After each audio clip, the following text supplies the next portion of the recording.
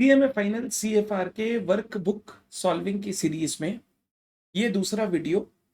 और आज के सेशन में हम इंड एएस 12 यानी इनकम टैक्सेस वाले इंड एएस के क्वेश्चन सॉल्व करेंगे जो इंस्टीट्यूट ने अपनी लेटेस्ट वर्कबुक में दिए हैं।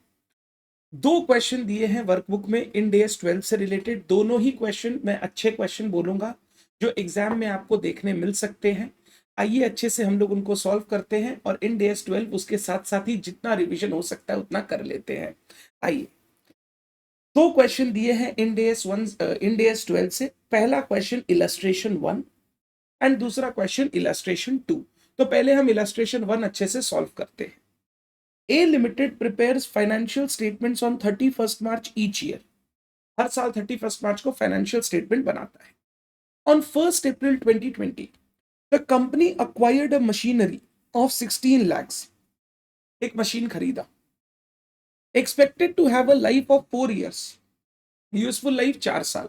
तो जब हम बुक्स ऑफ अकाउंट्स में रिकॉर्ड करेंगे तो इनिशियली कॉस्ट पे रिकॉर्ड करेंगे and over the useful life हम हर साल डेप्रिशिएट करेंगे मशीनरी को जो हमको इंड एएस 16 ने सिखाया है, प्रॉपर्टी प्लांट इक्विपमेंट ने। This asset is eligible for full tax relief, that is 100% on its cost in the year of purchase। Income tax में पूरा का पूरा आपको फर्स्ट ईयर में 100% का डेप्रिसिएशन मिल जाएगा। यानी इनकम टैक्स वाले 16 लाख रुपए का जो मशीनरी है वो 16 लाख एज डेप्रिसिएशन ईयर 1 पे ही आपको अलाउ कर देंगे। ओके।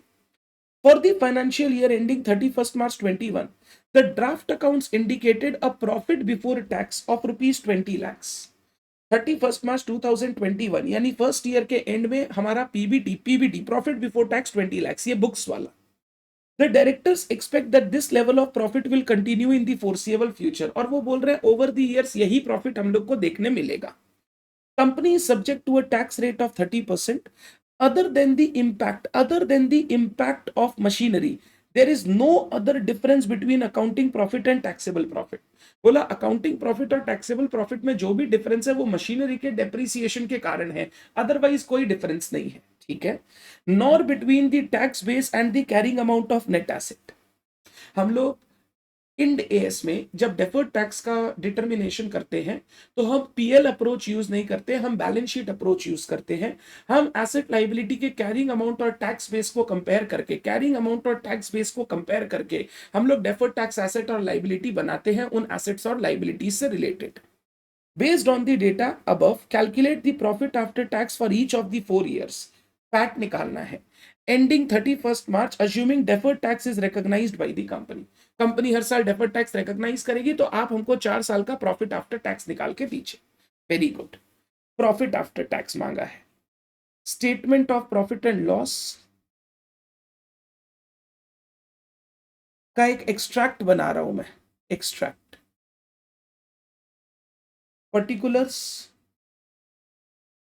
4 साल का बनाना है ना, मैं 4 साल लगातार बना रहा हूं। 2021, 21-22, 22-23, 23-24, 4 साल का मुझे बनाना है। प्रॉफिट बिफोर टैक्स हर साल का बोला 20 लाख रुपया, 20 लाख rupees profit before tax. 20 lakhs, 20 lakhs, 20 lakhs, 20 lakhs. इससे हम लेस करते हैं, less tax expense. Tax expense के आप जानते हो दो पार्ट होते हैं, एक current tax which is calculated as per income tax act, note 1 दे देता हूं इसका। एक deferred tax which is calculated as per Ind AS 12। Current tax और डेफर्ड टैक्स, ठीक है ना। ये दो चीज हमें टैक्स एक्सपेंस में चाहिए होती है। ठीक है, डन। और इनको माइनस कर दूंगा तो मेरा हर साल का प्रॉफिट आफ्टर टैक्स आ जाएगा। प्रॉफिट आफ्टर टैक्स मेरे को यही निकालना है, यही कैलकुलेट करना है। पहले आप ये समझ लो, मुझे यही कैलकुलेट करना है, प्रॉफिट आफ्टर टैक्स 4 साल का। अब मैं नोट 1 बना रहा हूं। सबसे पहले मैं कैलकुलेट करूंगा करेंट टैक्स। करेंट टैक्स मतलब tax as per income tax act. Income tax act के हिसाब से जो मुझे हर साल टैक्स देना है। 2021, 21-22, 22-23, 23, 24। मेरा प्रॉफिट बिफोर टैक्स दिया हुआ है as per books of accounts. Profit before tax books of accounts के हिसाब से 20 lakhs, 20 lakhs, 20 lakhs, 20 lakhs। इसमें एक depreciation as per books add back करूंगा मैं। डेप्रीसिएशन एज पर बुक्स का डेप्रीसिएशन अगर आपको याद हो, 16 लाख का कॉस्ट, 4 साल का लाइफ, तो 4 लाख, 4 लाख, 4 लाख, 4 लाख। अगर ये पीबीटी है तो पीबीटी में डेप्रीसिएशन ऑलरेडी माइनस होके आया होगा, मैं उसको वापस ऐड बैक कर रहा हूं। ये आप इनकम टैक्स में करते हो। Less depreciation as per income tax act, first year में 16 lakhs, फिर कुछ नहीं। तो ये हो गया तुम्हारा 24 minus 16, 8 lakhs, 24 lakhs, 24 lakhs, 24 lakhs। इसको हम लोग बोलते हैं टैक्सेबल इनकम। टैक्सेबल इनकम, इसके ऊपर हम करेंट टैक्स कैलकुलेट करेंगे और टैक्स की रेट है हमारी 30%। 30%, 2,40,000, 7,20,000, 720, 720। 8 लाख का 30% इज 240, 24 लाख का 30% इज 720। तो करेंट टैक्स मेरा हर साल का निकल गया 2.4 lakhs, 7.2 lakhs, 7.2 lakhs, 7.2 lakhs। Current tax निकल गया। ये मेरा टैक्स एक्सपेंस का फर्स्ट पार्ट होता है। Current tax is tax which is payable as per the provisions of income tax act. अब मुझे नोट 2 में बनाना है डेफर्ड टैक्स। डेफर्ड टैक्स ये मशीनरी से रिलेटेड आएगा। Machinery 20, 21, 21, 22, 22, 23, 23, 24। Carrying amount of machinery, carrying amount. अगर फर्स्ट ईयर के एंड का कैरिंग अमाउंट सोचोगे बुक्स ऑफ अकाउंट्स के हिसाब से, तो 16 लाख माइनस 4 लाख का डेप्रीसिएशन 12 लाख, फिर इस 12 पे माइनस 4 लाख का डेप्रीसिएशन 8 लाख, फिर इस 8 लाख पे 4 लाख का डेप्रीसिएशन 4 लाख, और लास्ट ईयर में डेप्रीसिएशन चार्ज करने के बाद जीरो। जीरो, ये कैरिंग अमाउंट हो गया मेरे बुक्स के हिसाब से। ये वैल्यू हर साल के एंड का after depreciation. Tax base, tax में 16 लाख का मशीन था, फर्स्ट ईयर 16 लाख का डेप्री अलाउ हो गया, तो टैक्स में मेरा हर साल का टैक्स बेस हो गया जीरो, निल। तो मेरा टाइमिंग डिफरेंस ध्यान से सुनना। अब ये टाइमिंग डिफरेंस डिडक्टिबल है कि टैक्सेबल है? मेरे बुक्स में कैरिंग अमाउंट ऑफ मशीन दिख रहा है 12 लाख, टैक्स बेस है जीरो।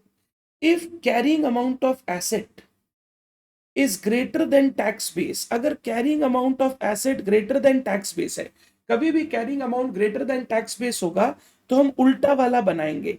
अगर एसेट है तो हम डीटीएल बनाएंगे, लाइबिलिटी है तो हम डीटीए बनाएंगे। जब भी carrying amount greater than tax base होगा तो एसेट है तो डीटीएल बनेगा, लाइबिलिटी है तो डीटीए बनेगा। क्यों बनेगा बेसिक समझाता हूं। 12 लाख रुपया, 12 लाख रुपया एज पर बुक्स तुम्हारे मशीनरी का वैल्यू है, मतलब इतना बेनिफिट तुमको मशीनरी से मिलेगा। बट गवर्नमेंट तुमको कोई डिडक्शन इस बेनिफिट के अगेंस्ट अलाउ नहीं करेगा। तो तुम 12 लाख रुपया कमाओगे तो सही, गवर्नमेंट कोई डिडक्शन अलाउ नहीं करेगा तो तुमको 12 लाख के ऊपर फ्यूचर में टैक्स देना होगा। तो इसको हम लोग बोलते हैं taxable temporary difference. Taxable temporary difference, ये टैक्सेबल डिफरेंस है, इसके लिए डीटीएल बनाना होगा। 12 लाख, 8 लाख, 4 लाख, निल। तो डीटीएल रिक्वायर्ड, मेरे को डीटीएल कितना कितना चाहिए, यानी closing balance of DTL 12 lakh पे 30%, 3,60,000, 8 लाख पे 30%, 2,40,000, 4 लाख पे 30%, 1,20,000, और इधर निल। ये डीटीएल मेरे को रिक्वायर्ड है, इतना डीटीएल मेरे को हर साल के एंड में चाहिए। तो first year DTL created 3.6 lakh का डीटीएल क्रिएट कीजिए, क्योंकि पहले से कोई आपके पास डीटीएल था नहीं, आप पहली बार बनाएंगे 3.6। नेक्स्ट ईयर 3.6 का डीटीएल से 2.4 हो गया, तो 1.2 का डीटीएल रिवर्स, कम करना पड़ेगा डीटीएल। थर्ड ईयर में 2.4 से 1.2 हो गया, तो 1.2 का डीटीएल रिवर्स,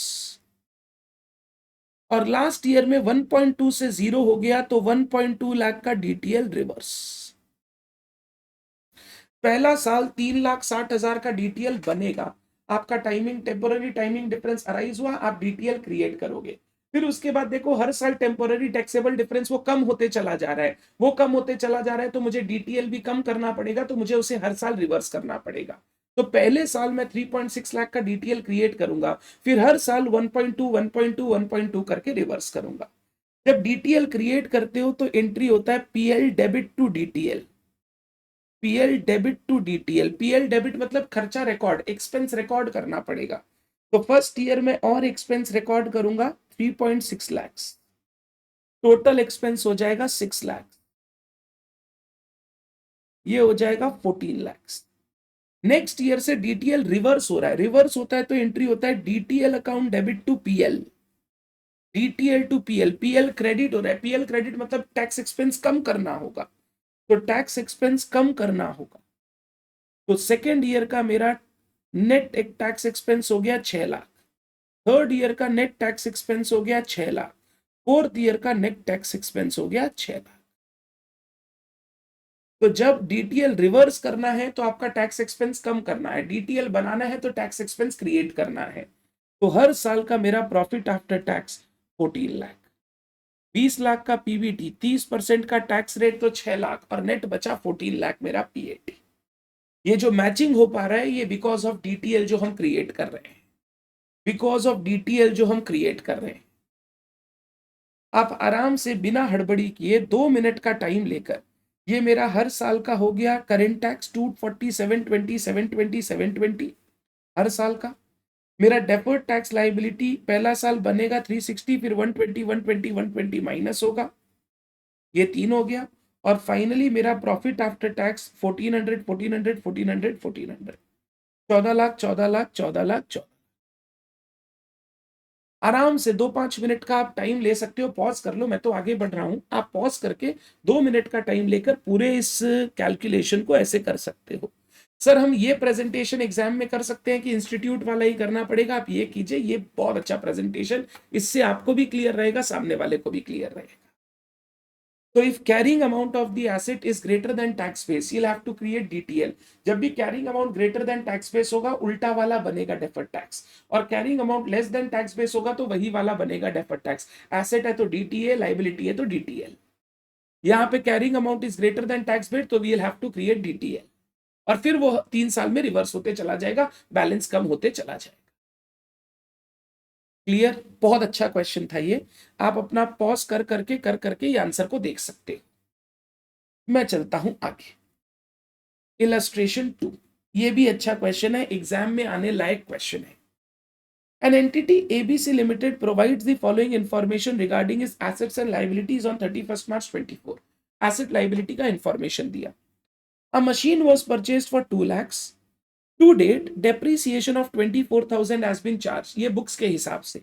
तो कैरिंग अमाउंट हो गया 1,76,000, 2 lakh minus 24,000, carrying amount 176, tax allowance of 60,000 have been claimed on it। Tax में हमको 60,000 का अलावेंस मिल गया, तो मेरा टैक्स बेस है, tax base 2 lakh minus 60,000 140, carrying amount है 176, टैक्स बेस है 140, carrying amount is greater than tax base, तो डीटीएल क्रिएट करना पड़ेगा। यहां मेरा टैक्सेबल डिफरेंस हो जाएगा, टैक्सेबल टेम्पोररी डिफरेंस 36,000 का, और डीटीएल बनेगा। डेफर्ड टैक्स लाइबिलिटी बनाना पड़ेगा मेरे को, जो भी टैक्स रेट देगा उसके हिसाब से मैं डीटीएल बना लूंगा। मैं यहां लिखता हूं, ये मेरा टाइमिंग डिफरेंस है जिसके ऊपर डीटीएल बनेगा, DTL deferred tax liability. Interest receivable shown in this statement of balance sheet 12,000, balance sheet में इंटरेस्ट रिसीवेबल 12,000 है, तो carrying amount 12,000। This interest will be taxed when it is received. Income tax बोला कि जब मिलेगा तब हम टैक्स लेंगे, अभी हम टैक्स नहीं लेंगे, तो टैक्स बेस 0 है। कैरिंग अमाउंट 12,000, टैक्स बेस है 0, वो फ्यूचर में आपसे टैक्स लेगा, तो टैक्सेबल टेम्पोररी डिफरेंस है 12,000 का, जिसके कारण फ्यूचर में आपको डेफर्ड टैक्स लाइबिलिटी देखने मिलेगा। टैक्स रेट से मल्टीप्लाई करूंगा तो डीटीएल का वैल्यू आ जाएगा। Trade receivable recorded at carrying amount of 28,000, revenue related to these receivables have already been included in taxable profit. हमने ट्रेड रिसीवेबल दिखा रखा है 28,000 का। ट्रेड रिसीवेबल कब आता है? जब हम क्रेडिट सेल करते हैं। क्रेडिट सेल किया, बुक्स में रिकॉर्ड कर लिया और 28,000 रुपया ट्रेड रिसीवेबल दिखा दिया। बोल रहा है इसका रेवेन्यू हमने ऑलरेडी इंक्लूड कर लिया टैक्सेबल प्रॉफिट में। हमने बुक्स में रेवेन्यू रिकॉर्ड कर लिया और इनकम टैक्स भी इस रेवेन्यू को रिकॉर्ड कर लिया। जब दोनों ने रेवेन्यू को रिकॉर्ड कर लिया तो कोई डिफरेंस ही नहीं है, no difference. Carrying amount 28,000, tax base भी 28,000, क्योंकि वहां पर भी ये रेवेन्यू रिकॉर्ड हो चुका है, टैक्स बेस भी 28,000, तो नो डिफरेंस, कोई डिफरेंस है ही नहीं जिसका डीटीएल मुझे बनाना पड़े। Inventory written down by 1,200 on account of slow moving non moving item which has resulted in reduction of the carrying value from 9,800 to 8,600 in the financial statement. मेरा carrying amount of inventory 8,600. For tax purpose, the reduction is not considered until the inventory is sold. Tax वाले लोग इस reduction को consider नहीं करते, तो tax base अभी भी 9,800 है। मेरे बुक्स में 8,600 है, बेनिफिट 8,600 मिलेगा, बट इनकम टैक्स एसेट दिखा रखा है 9,800 पे, यानी वो डिडक्शन 9,800 का देगा। तो क्योंकि carrying amount is less than tax base, तो मेरे को डीटीए बनाना पड़ेगा। एसेट का है तो वही बनेगा डीटीए। एक डिडक्टिबल टेम्पोररी डिफरेंस है, डिडक्टिबल टेम्पोररी डिफरेंस कितने का? 1,200 रुपए का। इससे डीटीए बनेगा, deferred tax asset. Current liability section includes accrued expenses of 21,000 which will be deductible for tax when the cash payment is made. हमने बुक्स में तो खर्चा रिकॉर्ड कर लिया, लाइबिलिटी रिकॉर्ड कर लिया, इनकम टैक्स कोई लाइबिलिटी रिकॉर्ड नहीं किया, बोला जब पेमेंट करोगे तब देखेंगे। तो carrying amount of liability 21,000 of liability, tax base of liability 0, तो मेरा लाइबिलिटी का कैरिंग अमाउंट ज्यादा है। Carrying amount greater than tax base तो उल्टा बनता है, लाइबिलिटी का कैरिंग अमाउंट ज्यादा है तो मैं एक डीटीए क्रिएट करूंगा, यानी एक डिडक्टिबल टेम्पोररी डिफरेंस है। डिडक्टिबल टेम्पोररी डिफरेंस 21,000 रुपए का, जिससे डीटीए बनेगा आगे। Accrued expenses have a carrying value of 7,500.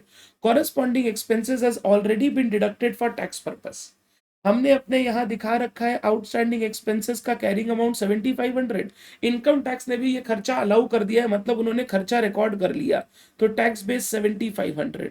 No difference, कोई डिफरेंस नहीं है। हमने भी खर्चा रिकॉर्ड कर रखा है, उन्होंने भी रिकॉर्ड कर रखा है, there is no difference, no difference.